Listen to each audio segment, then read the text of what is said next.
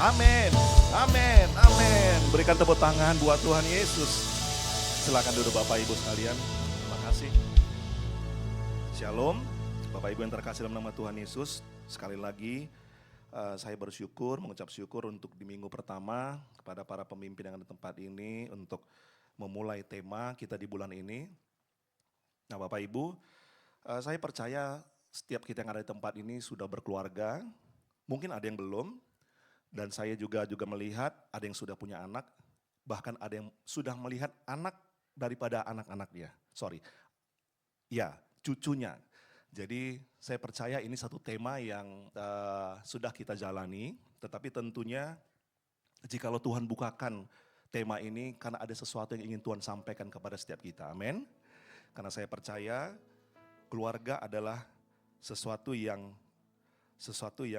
dibentuk oleh Tuhan sendiri. Nah, Anda lihat koneksi ilahi membawa berkat yang besar bagi keluarga. Jadi seri daripada khotbah kita sepanjang tahun ini, kata kuncinya adalah koneksi ilahi. Artinya setiap kita itu pastikan tetap terkoneksi dengan Tuhan. Nah, koneksi ilahi akan membawa berkat yang besar tentunya. Karena apa? Mengapa kita perlu terkoneksi dengan Tuhan setiap saat? Keluarga perlu terkoneksi dengan Tuhan setiap saat. Karena di dalam Kejadian 2 ayat 18 dikatakan begini, Tuhan Allah berfirman, tidak baik kalau manusia itu seorang diri saja, aku akan menjadikan penolong baginya yang sepadan dengan dia. Nah Bapak Ibu, ini hanya sedikit cerita di awal, Kak saya itu pribadi yang cukup lama menikah, baru menikah. Kalau ketemu ayat ini ayat yang saya nggak paling suka Bapak Ibu. Karena ini ayat seperti sedang membuat Joe itu harus menikah gitu, ngikutin ayat ini. Nah ini ayat yang paling saya hindarin gitu ya. Tapi puji Tuhan ternyata ini terjadi dalam hidup saya Bapak Ibu. Nah jadi apa gambaran pada ayat ini? Nah keluarga bukan merupakan inisiatif daripada manusia. Tetapi di ayat ini dikatakan Tuhan Allah berfirman tidak baik kalau dia seorang diri saja, seorang manusia. Nah yang diciptakan di awal adalah laki-laki Bapak Ibu. Tidak baik Adam itu sendirian, dia perlu seorang penolong. Nah, inisiatif itu datangnya daripada Tuhan. Jadi pastikan bahwa kita berkeluarga bukan karena kita sudah siap saja secara materi, secara finance, secara emosional, secara umur, bukan hanya siap secara itu, tapi kita mulai mengerti bahwa kita berkeluarga sedang melakukan firman Tuhan, sedang menggenapi firman Tuhan. Tujuan Tuhan menciptakan bumi ini bukan hanya menciptakan binatang, tumbuh-tumbuhan, benda-benda di cakrawala. Tetapi tujuan Tuhan menciptakan bumi ini juga sebagai tempat manusia, tempat keluarga itu tinggal. Nah pastikan kembali bahwa kita menikah, kita berkeluarga bukan karena hanya inisiatif kita sebagai seorang manusia. Tetapi ini sebenarnya rancangan Tuhan dari awal waktu menciptakan langit dan bumi. Nah oleh karena itu di dalam poin berikutnya, apa tujuan Allah memperkenalkan lembaga pernikahan.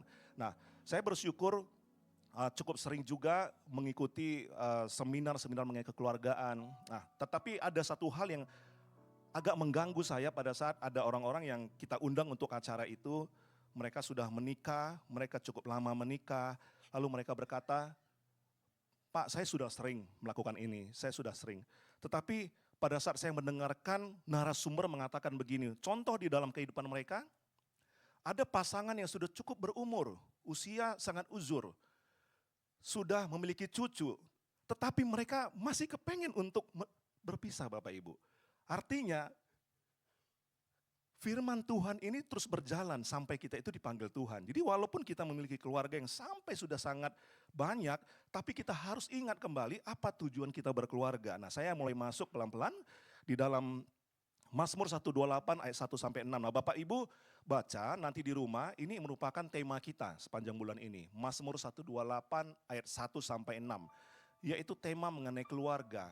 Anda baca dengan detail, Anda akan melihat begitu banyak berkat di dalam. Tetapi ada caranya. Jadi Tuhan gak serta-merta ingin memberkati kita, tapi tidak ada yang menjadi bagian kita yang harus kita lakukan. Nah apa tujuan kita berkeluarga? Kita lihat pelan-pelan Bapak Ibu. Di ayat pertama, nyanyian ziarah, berbahagialah setiap orang yang takut akan Tuhan, yang hidup menurut jalan yang ditunjukkannya. Apabila engkau memakan hasil jerih payah tanganmu, berbahagialah engkau dan baiklah keadaanmu. Istrimu akan menjadi seperti pohon anggur yang subur di dalam rumahmu. Anak-anakmu seperti tunas pohon zaitun sekeliling mejamu. Nah, pastikan bahwa keluarga yang kita bangun dalam ayat ini, Tuhan ingin di dalam keluarga ada persekutuan. Persekutuan dengan siapa? Persekutuan dengan Tuhan tentunya pertama. Lalu ada persekutuan dengan anggota keluarga yang lainnya. Nah, keluarga juga adalah tempat Allah menyalurkan berkat di bumi. Nah, Bapak Ibu, waktu kita sebelum menikah, kita memiliki berkat tersendiri sebagai seorang sendiri, single. Tetapi Tuhan juga mempunyai berkat waktu kita itu berkeluarga. Jadi Tuhan ingin supaya waktu Anda berkeluarga, Anda juga, kita semua menikmati berkat-berkat, yaitu di dalam keluarga. Tujuan berikutnya, tempat bertumbuhnya kasih, sukacita, bahkan hubungan keintiman satu dengan yang lainnya. Pastikan bahwa di dalam keluarga kita ada kasih, ada sukacita. Jangan sampai di dalam keluarga setengah neraka ada di dalam Bapak Ibu. Jadi kehidupan neraka nggak jauh-jauh sebenarnya Bapak Ibu ya. Bisa terjadi dalam keluarga kita. Jadi kita nggak perlu cari di mana neraka gitu. Di dalam keluarga juga bisa terjadi. Nuansa neraka itu ada di dalam. Tapi kita nggak mau itu. Kita mau ada kasih, amin. Kita mau ada sukacita di dalam, amin. Ada keintiman dan dipakai menjadi kesaksian dan berkat bagi bangsa. Artinya anak-anak kita, keluarga kita bukan hanya menjadi berkat di dalam. Tetapi pastikan mereka hidup besar, bertumbuh. Anak cucu kita bertumbuh bukan menjadi masalah, tetapi menjadi berkat dan kesaksian buat yang lainnya. Nah, di dalam Efesus 5 ayat 32, rahasia ini besar tetapi yang aku masukkan ialah hubungan Kristus dan jemaat. Nah, di dalam pasal ini Tuhan menggambarkan hubungan Tuhan dengan manusia itu seperti dianalogikan hubungan antara manusia dengan Tuhan itu dengan keluarga, antara suami dan istri. Jadi Tuhan adalah mempelai laki-laki, Bapak Ibu percaya ya. Nah, itu ada firman-Nya, mempelai laki-laki kita adalah mempelai perempuan. Jadi Tuhan ingin menganalogikan hubungan Dia dengan manusia sama seperti hubungan kita, suami dan istri. Dan dikatakan pada saat Abraham keluar dari tanah Haran menuju suatu tempat yang dia nggak pernah tahu. Dikatakan melalui engkau Abraham, semua kaum. Nah, kalau Anda melihat dalam versi bahasa Inggris, kaum itu families. Artinya semua keluarga di muka bumi akan mendapatkan berkat. Tuhan menciptakan keluarga bukan hanya menjadi berkat buat kita saja, menampung berkat di dalam keluarga kita, tapi Tuhan rindu. Melalui kisah Abraham ada contoh. Abraham orang yang hidup ribuan tahun yang lalu. Tetapi dipastikan bahwa Abraham dipilih Tuhan menjadi bapa segala orang percaya.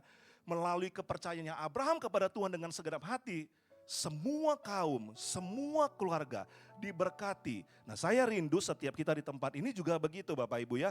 Jadi kita hidup punya tujuan, kita berkeluarga punya tujuan, bukan hanya untuk status. Saya punya teman, waktu dia berpikir hidup dengan status, saat ini hidupnya kacau balau Bapak Ibu. Karena dia dikejar-kejar, kapan kamu menikah? Kapan kamu menikah? Gitu dia menikah, memang bukan dia mungkin ingin menikah, tapi karena ada status, dia mempertahankan status. Akhirnya kehidupannya kacau balau. Nah, kita nggak ingin seperti itu. Nah, bagaimana kita sebagai orang tua mempersiapkan masa depan anak-anak kita? Nah, Bapak Ibu, saya nggak sedang membicarakan satu hal yang teknis, karena Bapak Ibu pasti sudah mendengar begitu banyak pengajaran-pengajaran mengenai pernikahan. Tapi saya ingin bagikan, saya rindu bagikan melalui firman Tuhan pada pagi ini, mari kita kembali kepada firman Tuhan. Karena kita harus ingat, keluarga dibentuk pertama kali itu karena inisiatifnya Tuhan, bukan inisiatif manusia. Bagaimana orang tua mempersiapkan masa depan anak-anak? Nah, ini minggu lalu gembala pembina kita sampaikan dan saya lihat dalam bilangan research, sosok paling berjasa menuntun anak kepada Tuhan. Waktu saya baca, dan akhirnya memang kesimpulannya adalah orang tua adalah pribadi yang paling berjasa menuntun anak-anaknya kepada Tuhan Yesus. Jadi salah kalau kita mengatakan kita menyalahkan gereja. Seringkali tempat sekolah minggu adalah tempat di mana anak saya harus dididik. Kalau mereka salah dididik, disalahkan sekolah minggu. Enggak Bapak Ibu. Anda lihat ini penelitian terhadap 4.000-an orang lebih anak di tahun 2018 tentunya, saya pikir ini juga masih relevan. Pastikan bahwa sekolah minggu bukan hanya tempat Anda menyerahkan anak Anda untuk dididik, tetapi sekolah minggu itu hanya sekali seminggu Bapak Ibu. 6 harinya ada di mana? Tidak ada sekolah minggu 6 hari. 6 hari itu ada di rumah. Nah, dikatakan 73,1% orang tua memiliki peran yang sangat penting untuk mendidik anak. Nah, bagaimana caranya kita sebagai orang tua, mungkin ada keluarga-keluarga muda yang ingin menikah, yang segera masuk dalam dunia pernikahan, bahkan mungkin kita sudah menikah, kita tetap harus belajar bagaimana cara kita mendidik anak-anak. Nah, saya masih memiliki seorang anak yang masih kecil, tentunya saya kalah pengalaman dari Bapak Ibu. Tetapi firman Tuhan itu nggak bicara pengalaman. Kenapa? Firman Tuhan bicara kepada semua kita, lintas generasi. Amin. Nah, bagaimana kita mendidik anak-anak kita? Nah, saya lanjut.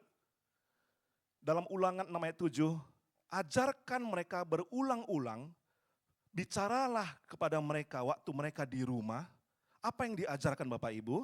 Yang diajarkan adalah firman Tuhan, haruslah engkau mengajarnya berulang-ulang, bukan sekali saja, tetapi berulang-ulang, tidak bosan-bosan, kepada anak-anakmu dan membicarakannya apabila engkau duduk di rumahmu, apabila engkau sedang dalam perjalanan, apabila engkau berbaring, dan apabila engkau bangun. Artinya Tuhan sedang menyampaikan pesan, begitu pentingnya orang tua, bapak dan ibu menyampaikan firman Tuhan, mengajarkan hal-hal yang kudus kepada anak-anak.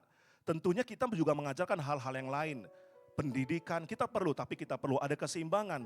Dalam pasal yang lain dikatakan begini, belajar takut akan Tuhan, ajar anak-anak. Anak-anak itu harus diajar untuk belajar takut. Sama seperti kita, waktu kita masuk dalam dunia pendidikan, tentunya kita nggak langsung pintar. Kita nggak langsung tamat. Perlu ada waktu belajar dan belajar terus. Nah, saya percaya anak-anak juga begitu. Mereka harus diajar untuk belajar takut. Tetapi firman Tuhan berkata, bagaimana cara mendidik dengan cara yang berbeda? Oke.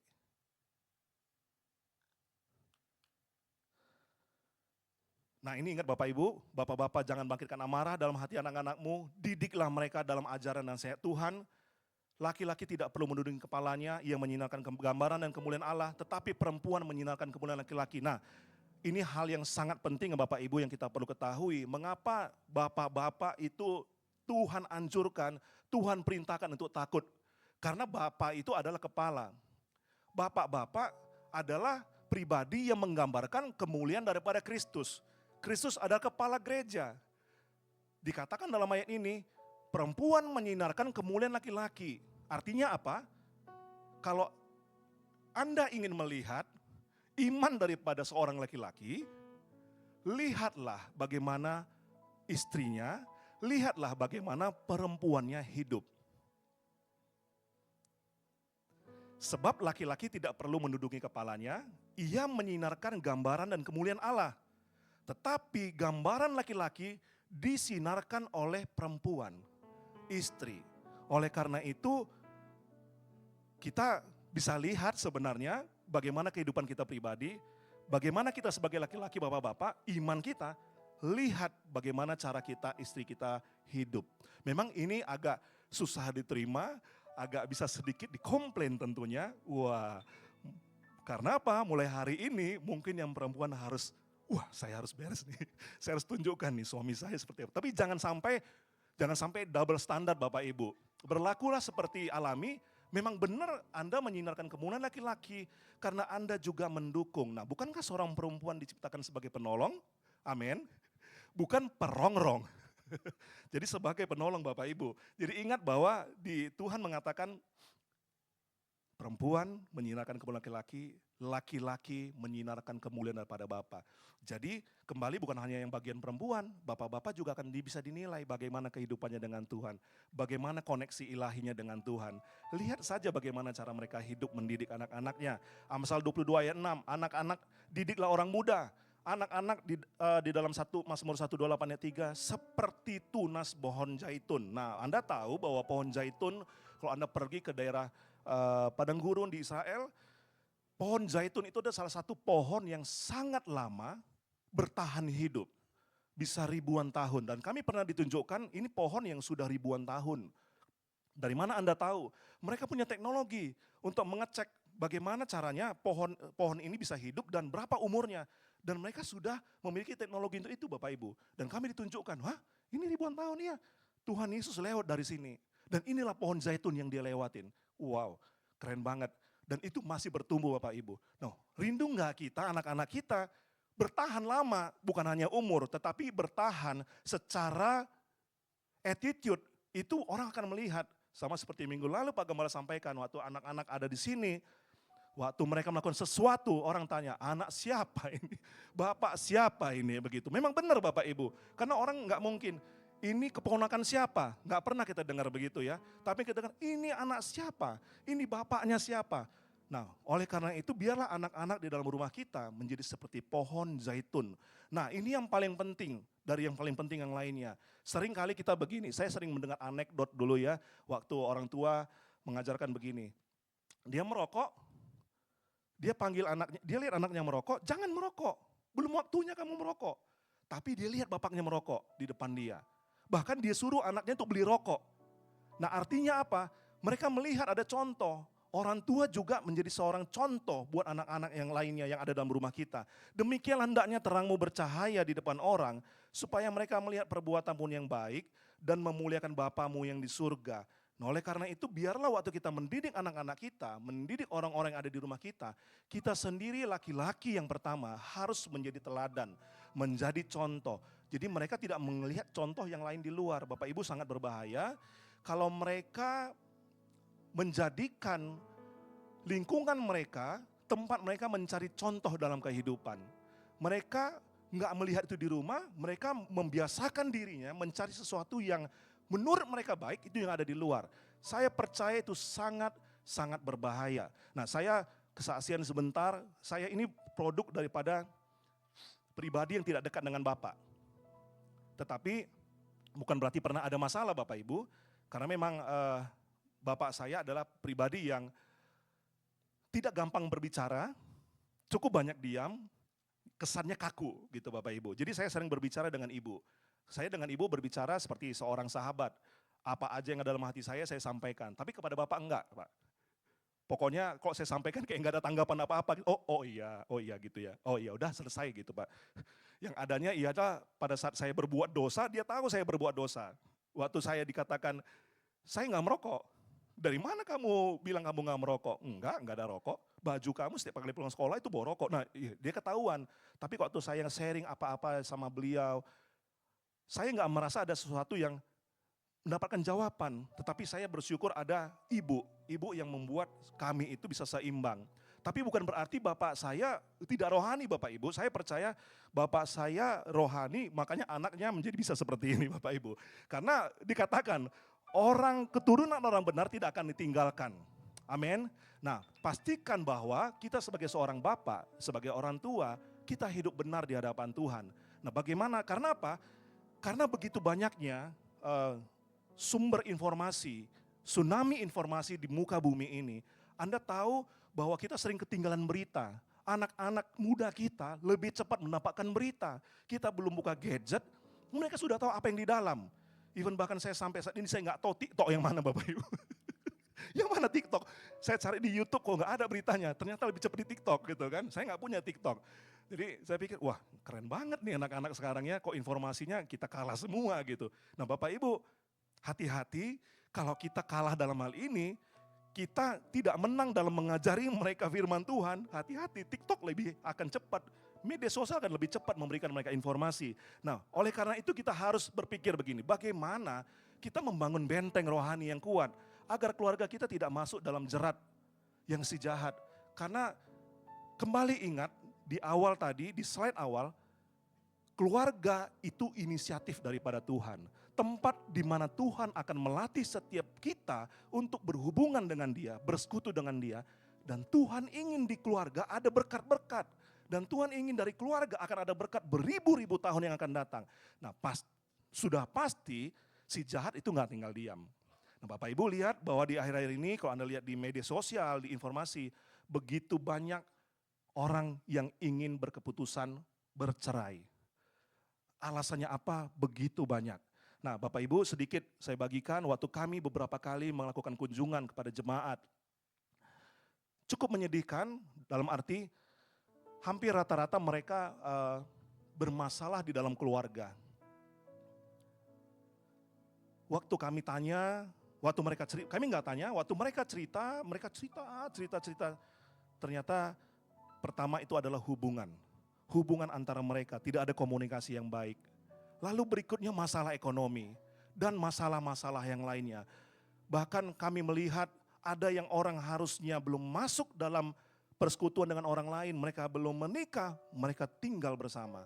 Waktu kami melihat itu Tuhan, ini suatu hal yang harus serius ditangani.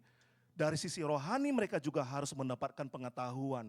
Waktu kami melihat itu kami bersyukur tema ini keluar. Nah, oleh karena itu Bapak Ibu, hati-hati bahwa kalau saat ini keluarga kita dalam keadaan baik-baik saja, pastikan bahwa ini terus dalam keadaan baik-baik. Karena apa? Si jahat sedang mengincar. Kapan waktunya dia mau masuk, dia akan ganggu keluarga Anda. Karena dia mau rusak tujuan Tuhan. Tujuan Tuhan itu sangat mulia Bapak Ibu. Tapi dia mau rusak. Nah kalau ini rusak, ini sangat berbahaya.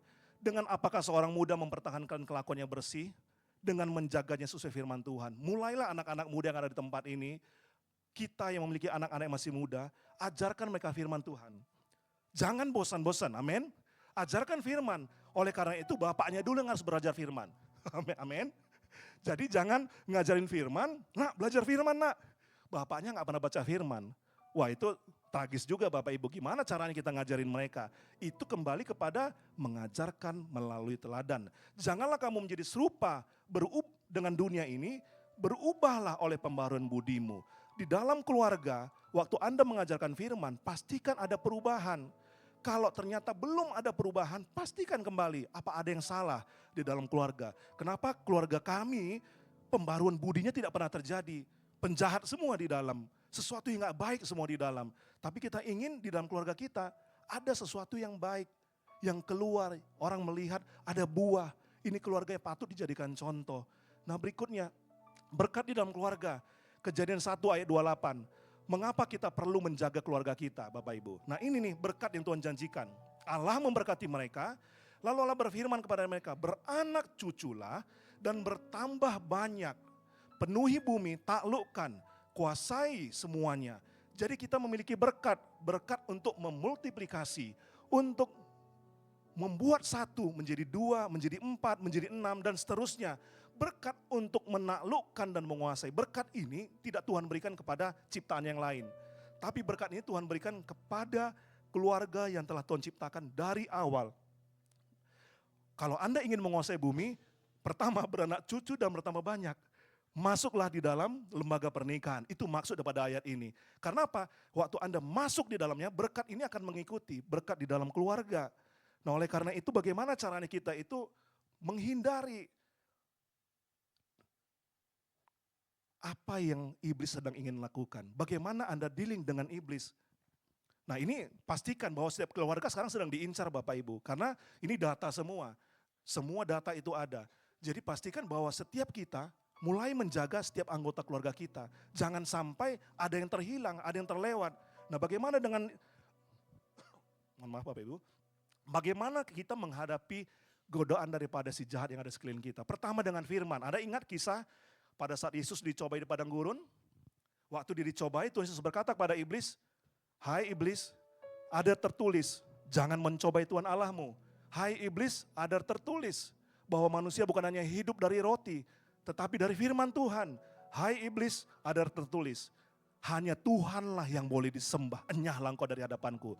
Artinya Tuhan Yesus sendiri melawan si jahat dengan mengatakan ada tertulis. Pastikan pada saat kita di dalam keluarga bahwa kita memperkuat firman. Supaya apa? Supaya waktu godaan itu datang, kita tahu bagaimana caranya keluar dari godaan. Amin. Nah kita berkata, hai iblis, ada tertulis. Hai iblis, ada tertulis. Bukan hanya di dalam nama keluar. Tapi firman Tuhan adalah salah satu cara bagaimana caranya kita itu dealing dengan iblis. Yang kedua, berjaga-jaga dan berdoa. Nah Anda melihat, kalau Anda baca di 2 Timotius 2 ayat 3-6, ada panggilan untuk menderita. Pertama, seorang prajurit, olahragawan dan petani. Nah Anda tahu prajurit dikatakan dalam ayat ini, dia tidak pusing dengan keadaan dirinya sendiri. Dia tidak pernah pusing dengan kebutuhan hidupnya. Dia hanya fokus melakukan apa yang menjadi kata komandannya. Nah siapa komandan kita? Komandan kita tentunya Tuhan Yesus, amin. Nah waktu kita orang tua, bapak-bapak sedang Tuhan ajarkan, ayo lakukan ini. Jangan menghindar. Tuhan aduh ini ku belum beres, nanti Tuhan waktu saya sudah punya ini, sudah punya itu. Waktu Tuhan katakan lakukan, keluarga kita akan melihat, oh ternyata bapak saya nggak peduli dengan hidupnya, dia peduli hubungan dengan Tuhan. Dan saya percaya waktu teladan itu dilihat, anak-anak dan istri juga akan makin kuat. Wah, bapak saya ternyata mengandalkan Tuhan, ini yang terjadi, kami juga diberkati. Seorang olahragawan itu, saya percaya beberapa dari kita ini suka olahraga, ada beberapa orang yang suka golf, sekarang ini pedal, ada yang bulu tangkis. Anda tahu bahwa seorang olahragawan itu dia suka memperhatikan peraturan. Karena di dalam olahraga harus ada peraturan. Peraturan dia harus perhatikan. Artinya apa? Mereka melatih diri mereka untuk mentaati peraturan dan menjadi seorang pemenang. Pastikan bahwa di dalam diri kita, kita juga melatih hidup kita beribadah kepada Tuhan.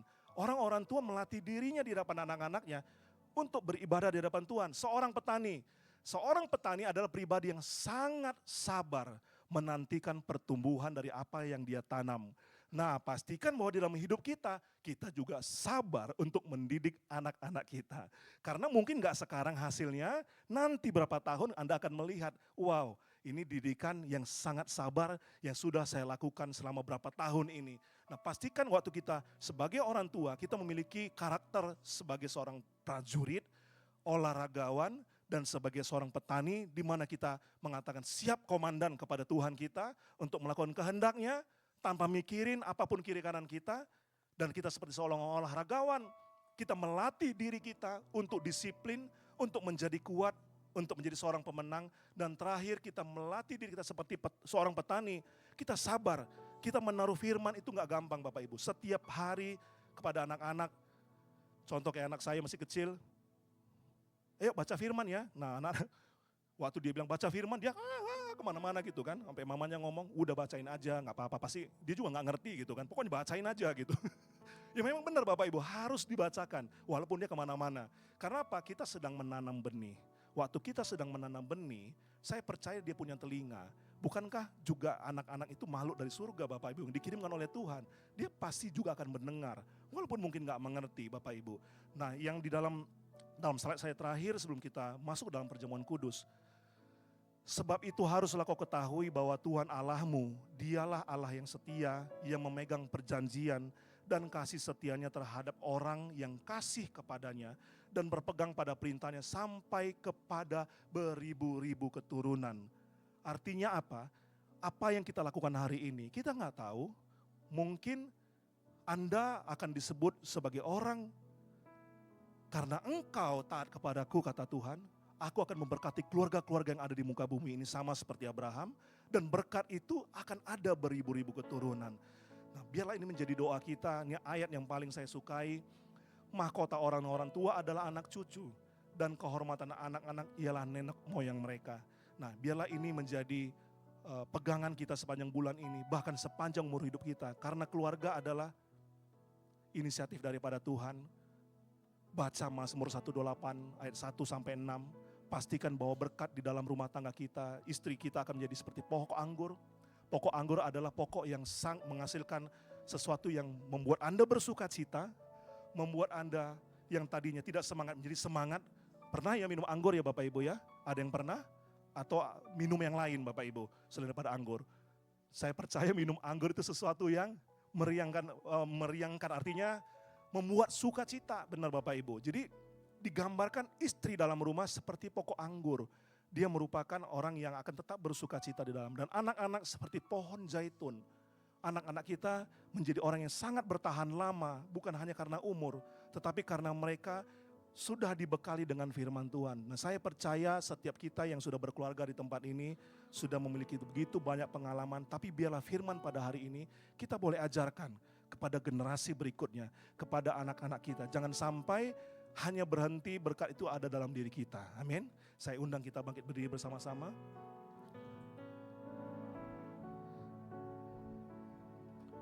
Kita akan memasuki perjamuan kudus. Pastikan bahwa hubungan kita satu dengan yang lainnya, dengan keluarga. Mari kita coba cross check dulu sebelum kita mengangkat perjamuan kudus kita. Mari kita cross check dengan anggota keluarga kita. Perhatikan hubungan kita dengan suami dan istri, orang tua dan anak. Segala berkat dimulai dari dalam keluarga, dan itu akan dibawa berkat kepada kota, kepada gereja, bahkan kepada bangsa. Saya percaya jikalau keluarga kita sehat, kita akan membuat warga gereja juga sehat. Waktu gereja sehat, kota kita juga akan sehat. Waktu kota kita sehat, bangsa kita akan sehat. Pastikan sebelum kita akan mengangkat anggur perjamuan di hadapan Tuhan, kita memiliki hubungan yang benar di hadapan Tuhan. Kalau ada ganjelan satu dengan yang lainnya, mari kita selesaikan, kita minta ampun di hadapan Tuhan. Kasih setiamu